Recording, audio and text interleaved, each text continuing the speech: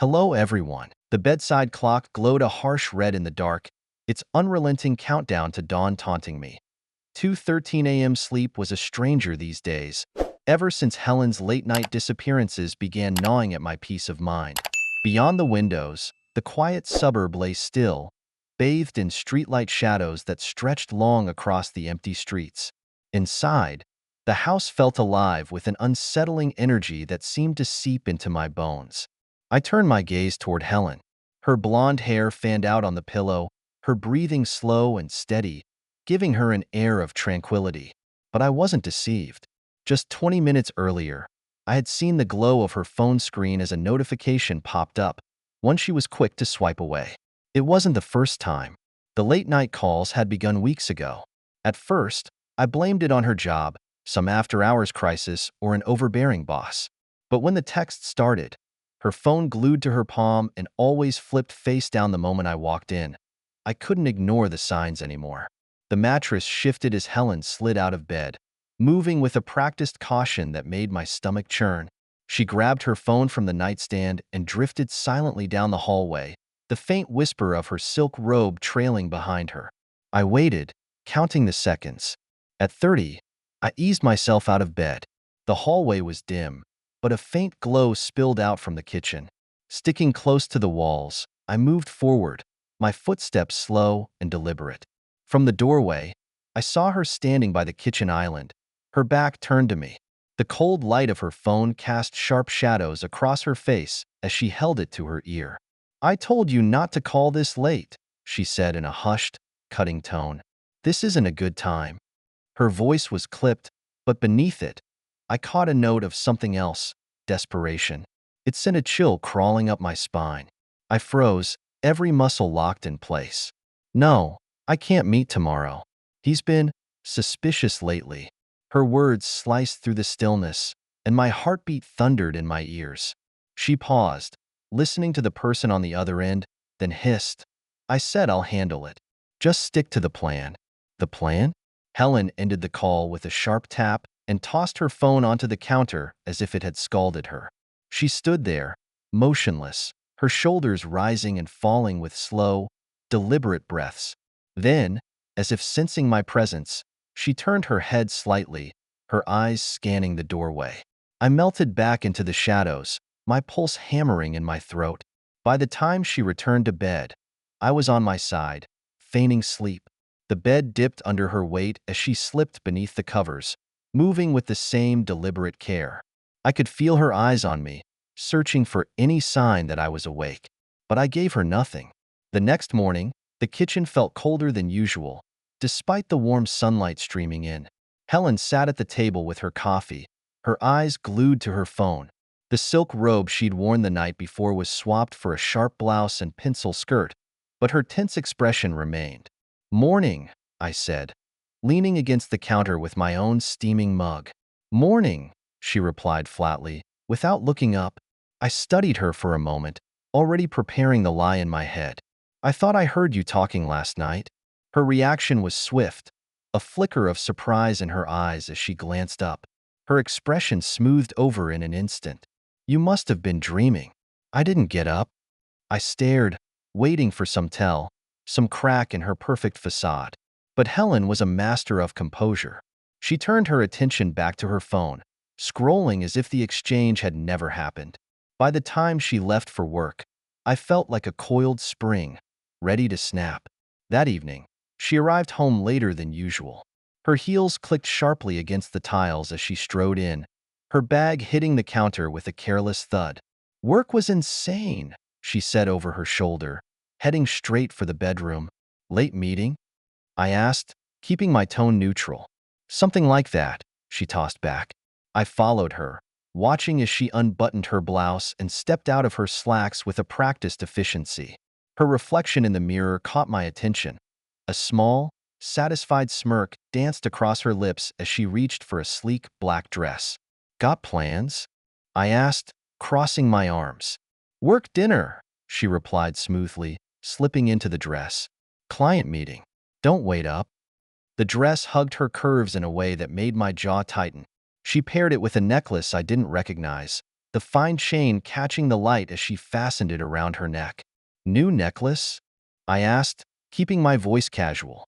She hesitated briefly, her fingers lingering on the clasp. "Oh, this? Got it at a work event last month. You were out of town." Another lie. Helen grabbed her purse and brushed past me, a faint smile playing on her lips. "Don't wait up." I followed her to the front door, watching as she climbed into her car. Her tires crunched on the gravel driveway, and just like that, she was gone. But not for long. I snatched my keys and shrugged into my jacket, the crisp night air biting at my skin as I stepped outside. Keeping my headlights off, I trailed her car at a safe distance, my heart pounding like a war drum in my chest. She wove through town, finally pulling into a restaurant I didn't recognize.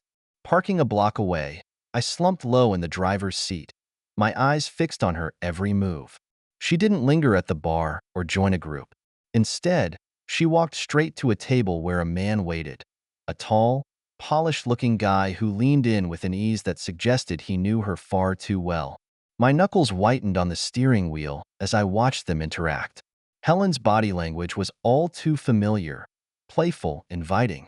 The man reached out at one point, brushing a strand of hair from her face with a gesture that made my stomach churn. I stayed parked until they left, their silhouettes framed by the neon glow of the restaurant's sign as they strolled to his car. He opened the door for her, his hand lingering on the small of her back as she slid inside. That night, Helen returned home without a word. She slipped into bed as if nothing had happened, her breathing slow and steady in the darkness. I didn't close my eyes. The picture was becoming clearer, and one thing was certain. I wouldn't let her keep making a fool out of me. Morning arrived, bringing with it the weight of the previous night's discoveries. Helen moved through the house with practiced ease, her demeanor calm and composed, as though she hadn't spent the evening in another man's company. She hummed quietly while making breakfast, her phone never leaving her reach. She had no idea I'd followed her. Not yet. I needed evidence. Concrete, undeniable proof of whatever she was hiding. Without it, confronting her would be pointless. She'd twist the truth and slither her way out like she always did. That's how I ended up sitting in the no-frills office of Derek Shaw, a private investigator known for delivering results. The place was tucked into the corner of an old strip mall, the blinds drawn tight, the air heavy with the smell of stale coffee. Shaw fit the image of a classic PI perfectly. Rumpled trench coat draped over his chair, a day's worth of stubble on his face, and sharp eyes that seemed to size me up in an instant. "What are we looking at?" he asked, leaning back in his chair as I slid a photo of Helen across his cluttered desk. "My wife," I said bluntly. "She's lying. I need to know who she's meeting, what she's doing, and why." Shaw studied the photo before glancing back at me. "So, you're thinking she's having an affair?"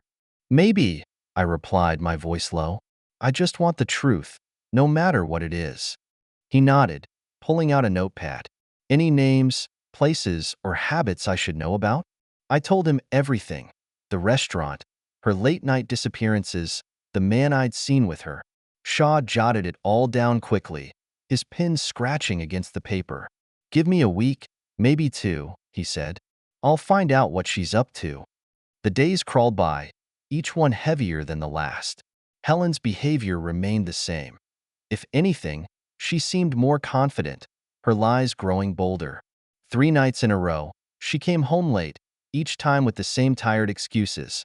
A client meeting, a work dinner, a last-minute deadline. I let her lies pile up, fighting back my anger and waiting for the right moment. On the 5th day, Shaw called. "We need to meet," he said, his voice clipped. "I've got something." We met at a quiet diner just off the highway, the kind of place where no one paid attention to strangers. Shaw slid into the booth across from me, dropping a thick envelope onto the table. "This," he said, tapping it with his finger, "isn't just evidence. It's a firestorm." Inside the envelope were photographs. Helen sitting in a dimly lit cafe, her hand brushing the arm of the same man I'd watched her meet before. Another showed them entering a rundown motel on the outskirts of town. Shaw had also included screenshots of text messages between them, pulled from her phone data. I stared at the pictures, my jaw so tight it ached. "Who is he?" "Mason Caldwell," Shaw said, lighting a cigarette with casual defiance despite the diner's no-smoking signs. An old high school buddy of hers. He's in construction now, but his record isn't clean. Petty theft, minor fraud. Not exactly a model citizen. And she's been meeting him? I asked, my voice hard. It's more than just meetings, Shaw replied grimly, sliding another photo toward me. This one was grainy but undeniable. Helen and Mason standing in a shadowed alley behind a bar, locked in a kiss that erased any doubt about their relationship. My stomach churned as I shoved the picture back into the envelope, anger radiating through me. Shaw leaned forward, lowering his voice. It goes deeper than a fling. She's been seeing him regularly. The guy's in with some bad crowds, and it looks like Helen's been covering for him. There's evidence of bank transfers, cash withdrawals, even some jewelry she pawned off to bail him out of his messes. The weight of his words pressed down on me like a boulder. Helen wasn't just being unfaithful. She was tangled in something reckless, something that could cost us both. I exhaled sharply. What do I do now? Shaw studied me for a moment before responding. That depends. Do you want to confront her? Or keep digging? My mind was already made up. I met his gaze, my anger hardening into resolve. I confront her. She's not walking away from this. That night, Helen came home late again. I sat waiting in the living room, the envelope lying on the coffee table in front of me like a loaded gun. She froze in the doorway, her keys dangling from her fingers. "You're up late," she said with a weak smile, her tone forced. "Have a seat," I said, my voice flat and unyielding. Her smile faded, replaced by a flicker of apprehension. "What's going on?" "Sit," I repeated. Helen hesitated before stepping into the room. The sharp click of her heels on the hardwood seemed louder in the tense silence as she settled stiffly into the chair across from me. I pushed the envelope toward her. "Open it." She frowned, her voice unsteady. "What is this?" "Evidence," I replied, my gaze boring into hers. "Of where you've been, and with whom." Her eyes darted from the envelope back to me, panic flickering beneath her mask of calm. "I don't know what you're talking about." "Cut the crap, Helen," I snapped, my patience unraveling. "Just open it." Her hands shook as she pulled the photos from the envelope. The color drained from her face as she flipped through them. Her lips parted, but no words came out. "You're going to explain," I said, leaning forward, my voice low and dangerous. "Every call, every meeting, every lie. Start talking." Helen looked up at me, her wide eyes betraying the fear she couldn't hide. "It's not what it looks like," she whispered. "Don't insult me," I growled. "I saw you with him, Mason Caldwell. I know everything." Her mouth opened as if to argue, but she closed it again, her lies faltering under the weight of the truth. For the first time in weeks, I saw cracks in her armor. The photos lay scattered on the coffee table like debris after a storm, and Helen sat frozen, her breathing shallow. "You're going to tell me the truth," I said, my voice like steel. "Right now." She picked up one of the pictures, the motel shot, and let it fall back onto the pile. Her laugh was sharp and bitter, a sound so out of place that it set my teeth on edge. "What's so funny?" I snapped, anger simmering just beneath the surface. She leaned back in her chair, crossing her arms. "It's funny how far you've gone to spy on me. Private investigators? Photos? What's next? Hidden cameras? Don't deflect, Helen. Answer the damn question." She sighed, running her hand through her hair. "Fine. Yes, I've been meeting Mason, but it's not what you think." I leaned closer, my eyes locking onto hers. "Then explain it to me. What the hell is going on?" She hesitated, her lips pressing into a thin line before she spoke. "He needed help, all right? He's an old friend, and he's in trouble. I was just trying to help him out of a bad situation." I let out a short, humorless laugh. "Helping him? Behind my back? Meeting at motels?" Helen's gaze flicked to the photos again, her hesitation glaringly obvious. "It wasn't an affair," she said quietly, her voice shaky. "Bullshit," I snarled, slamming my hand against the coffee table. The sharp crack of the impact made her flinch. "You don't kiss someone in a dark alley because they needed help. Try again. For a moment, Helen's mask slipped, her composure faltering. But then she straightened, her voice turning sharp and defensive. Oh, and what about you? I narrowed my eyes. What about me? Her smirk returned, though it didn't reach her eyes. Don't act like you're so squeaky clean. You've got your own skeletons, don't you? You've been hiding things from me for years. The accusation hit me like a slap, but I kept my expression neutral. What the hell are you talking about? Don't play dumb, she shot back, her tone laced with bitter sarcasm. The unexplained withdrawals, the late nights, the secrecy. You think I didn't notice? Who is she, Ethan? Who have you been supporting? The room fell deathly silent, the tension between us almost tangible. You're grasping at straws, I said coldly, though my words felt hollow even to me. Her smirk widened, her confidence growing. Am I? I did this to make you admit it, Ethan. That's the whole reason I staged the affair. I needed leverage, something to force the truth out of you.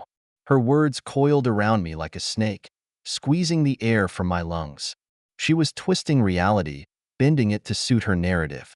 You're lying, I said, my voice low and sharp, trying to shift the blame so you don't have to answer for your own mess. Helen crossed her arms, frustration mixing with a hint of triumph in her expression.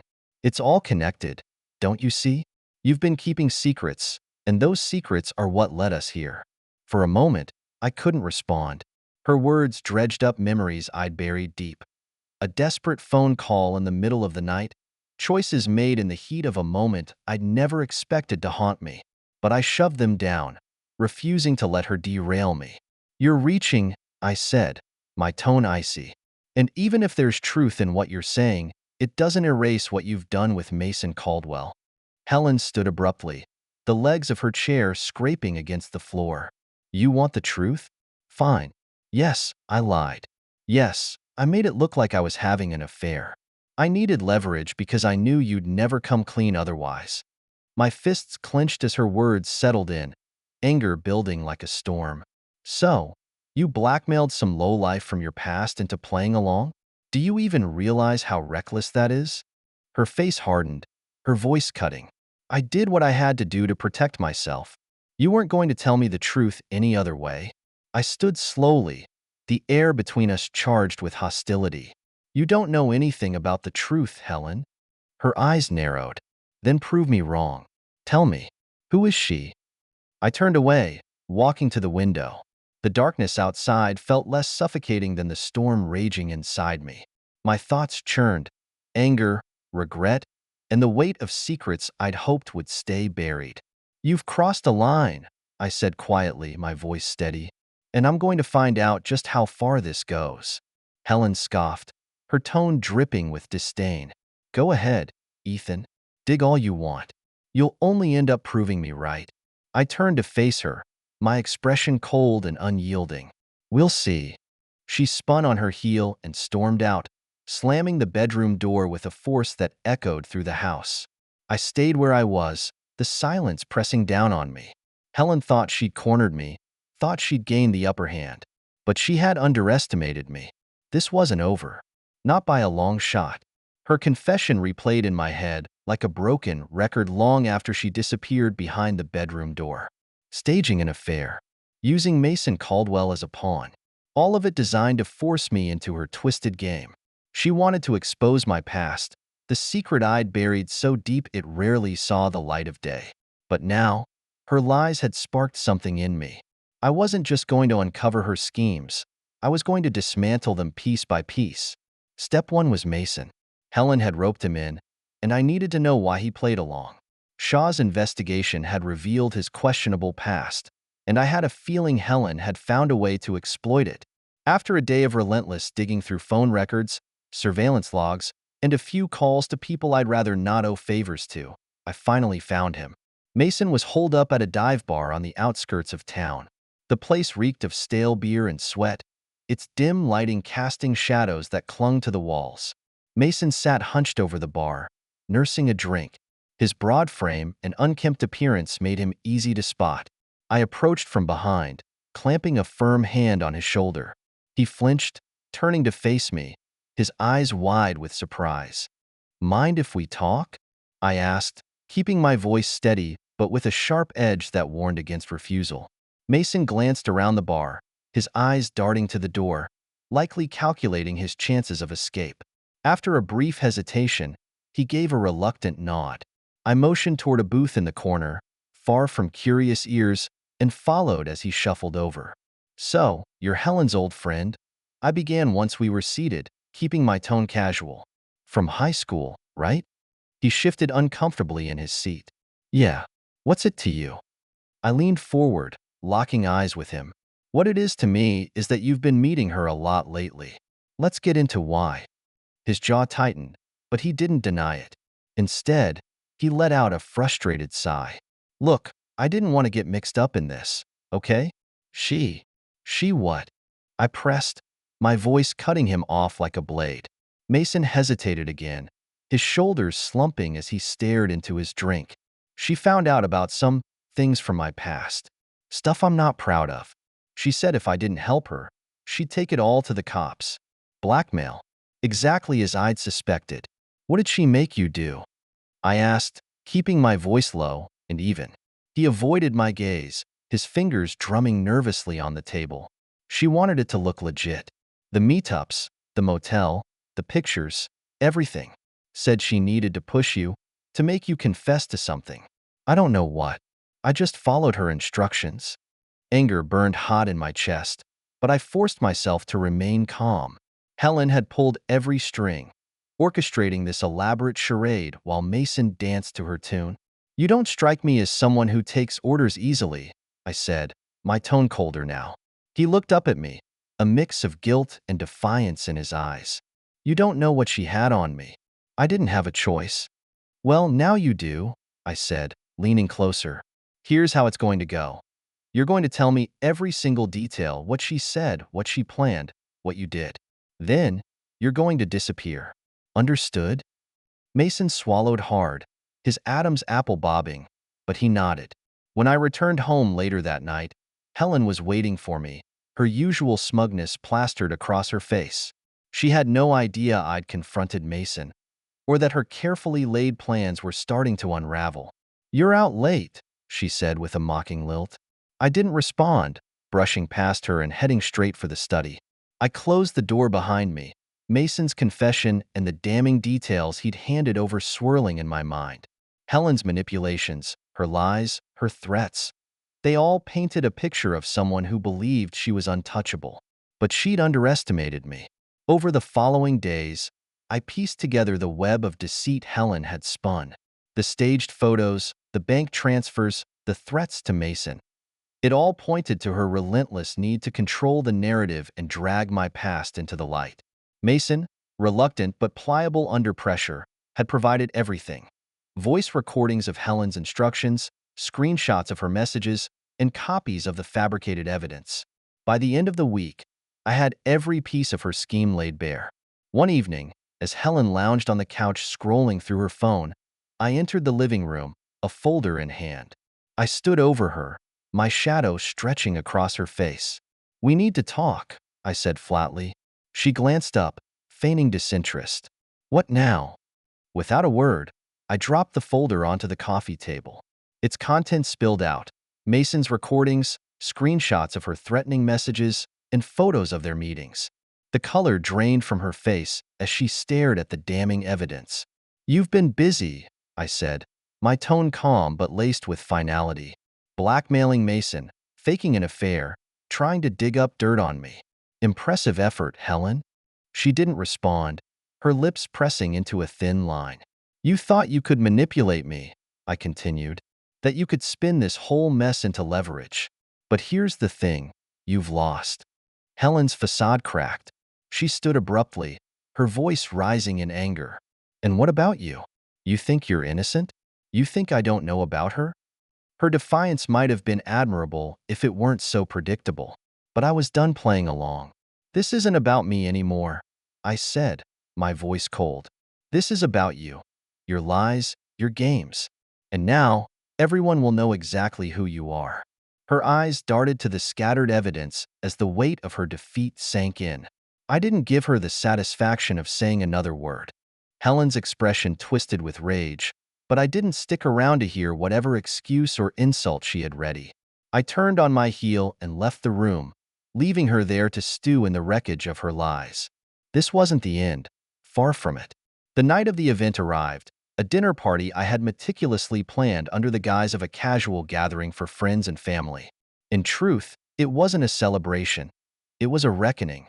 The house gleamed, every surface polished to perfection under the soft glow of the chandeliers. Helen looked stunning in a crimson cocktail dress, exuding confidence. If she suspected anything, she gave no sign. "Quite the turnout," she said, swirling a glass of wine as she greeted guests. I offered her a practiced smile. Thought it'd be nice to bring everyone together. Her laugh was light, carefree. "You've certainly been full of surprises lately." She had no idea what was coming. The evening unfolded smoothly at first. Conversations hummed, and laughter rippled through the rooms as I moved among the guests, exchanging pleasantries and shaking hands. All the while, I kept a watchful eye on Helen as she charmed her way through the crowd, blissfully unaware that the walls were closing in. An hour in, I stepped onto the small stage I'd set up in the living room. With a raised glass, I called for everyone's attention, silencing the chatter. "Thank you all for being here tonight," I began, my voice steady. "It's rare to have an opportunity to gather like this, and I'm grateful to see so many familiar faces." Helen stood near the front, her poised smile tinged with curiosity. "But tonight isn't just about enjoying each other's company," I continued, letting my tone darken slightly. "It's also a chance to address something important, something I've recently discovered." I let my gaze rest on Helen, watching as her smile faltered. "For years, I believed trust was the foundation of any strong relationship," I said, my voice growing heavier. "But trust can be fragile, easily shattered by deceit." A murmur swept through the room. Helen's expression tightened, her eyes narrowing as her unease began to show. "Helen," I said, locking eyes with her, "has something she'd like to share with all of you." Her wineglass trembled slightly in her hand. "What are you talking about?" she demanded, her voice sharp. I gestured toward the large TV mounted behind me. "Why don't we let the evidence do the talking?" With a press of the remote, the screen flickered to life. The first video began to play, the room falling deathly silent as Helen's voice filled the air. "Make it convincing," she told Mason Caldwell in the recording, her tone cold and calculating. "He needs to believe it." Gasps rippled through the crowd as the damning video transitioned to a slideshow of screenshots. Her threatening texts to Mason, the staged photos, and finally, Mason's detailed confession of her blackmail. Helen's face went ghostly pale. "Turn that off," she shouted, stepping toward the stage. I raised a hand, stopping her. "No, Helen. The truth comes out tonight. Everyone here deserves to see who you really are." She spun toward the crowd, her desperation mounting. "He's lying. This is all fake. A setup," she cried. But her protests fell flat in the face of the overwhelming evidence. The room buzzed with murmurs and sharp whispers, the weight of her deceit crushing her carefully constructed facade. "I trusted you," I said, my voice cutting through the chaos. "And you repaid me with lies and manipulation. You tried to control me, to trap me, but you underestimated just how far I'd go to uncover the truth." Helen's eyes darted frantically around the room, searching for someone to come to her defense, but she found only stony stares and disapproving silence. The fallout was swift and brutal. Friends and family turned their backs on her, their judgment clear. By the end of the night, Helen stood alone, her reputation in tatters. The very next morning, I filed for divorce. The process moved quickly. The mountain of evidence I'd amassed left no room for argument. Helen's blackmail, her staged affair, and her manipulations were laid bare in court. She lost everything: the house, the car, even the respect of those who once admired her. But my work wasn't done. Mason Caldwell, her reluctant accomplice, had been another victim of her schemes. Once the dust settled, I quietly reached out to him. Through an anonymous arrangement, I ensured he received financial support to rebuild his life, a small act to right the wrongs Helen had inflicted. In the weeks that followed, I found solace in the stillness. The house, stripped of Helen's presence, felt lighter, almost serene. With her lies gone, I rediscovered a peace I hadn't felt in years. One evening, as I stood on the back porch watching the sun dip below the horizon, I reflected on the lessons this ordeal had taught me. Trust, once broken, could never truly be repaired. But there was power in taking back control, in refusing to be a victim. Helen had tried to destroy me, but in the end, she'd only destroyed herself, and I walked away, stronger and unbroken. Subscribe so you don't miss new stories on the channel. Bye.